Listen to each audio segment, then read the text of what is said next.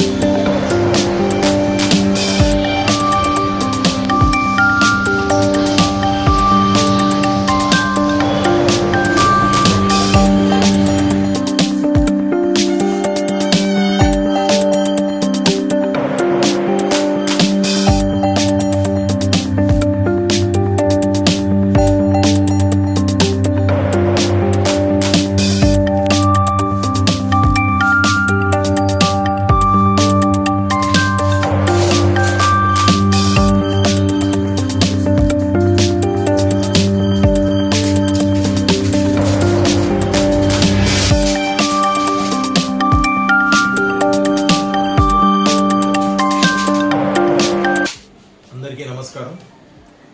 Indian medical association Miryalaguda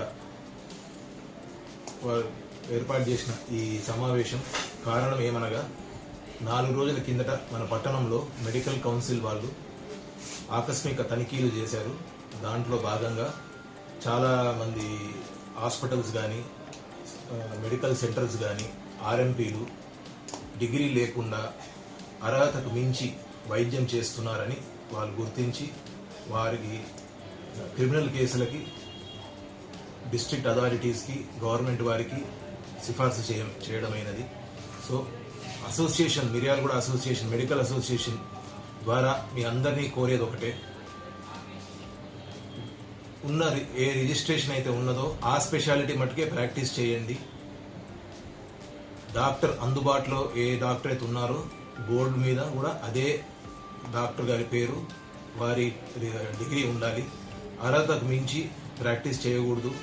ఏ స్పెషాలిటీకి అయితే మీకు registration ఇచ్చారో ఆ స్పెషాలిటీ ప్రాక్టీస్ చేయండి. మిగతా స్పెషాలిటీస్కి ప్రాక్టీస్ చేయకూడదని మనవి చేసుకుంటున్నాను. ఆర్ఎంపీ అండ్ పిఎంపీ గ్రామీణ వైద్యులకు కూడా ఫస్ట్ ఎయిడ్ మటుకే చేసే అర్హత ఉంది. అంతకు మించి పేషెంట్లను అడ్మిట్ చేయడము, ల్యాబ్ పరీక్షలు చేయడము, వారికి హై డోసెస్ యాంటీబయాటిక్స్ కానీ స్టిరాయిడ్ ఇంజెక్షన్స్ కానీ ప్రిస్క్రైబ్ చేసే అర్హత లేదు.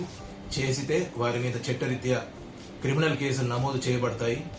మా దృష్టికి వచ్చిన వాటికి మేము మెడికల్ కౌన్సిల్ వాళ్ళకి మెయిల్ ద్వారా పర్సనల్గా ఫోన్ ద్వారా తెలియజేస్తున్నాము. సో మనందరం ఇక్కడ ఊర్లలో చాలా మటుకి పేద ప్రజలే మనకు వైద్యానికి వస్తుంటారు. సో వాళ్ళందరికీ మంచి వైద్యం అందించాలని, వారికి ఏది అవసరమో అంతవరకే పరీక్షలు చేయడం కానీ వైద్యం అందించడం కానీ మన ముఖ్య బాధ్యతగా అందరం గుర్తించి చేయాలని కోరుకుంటున్నాను.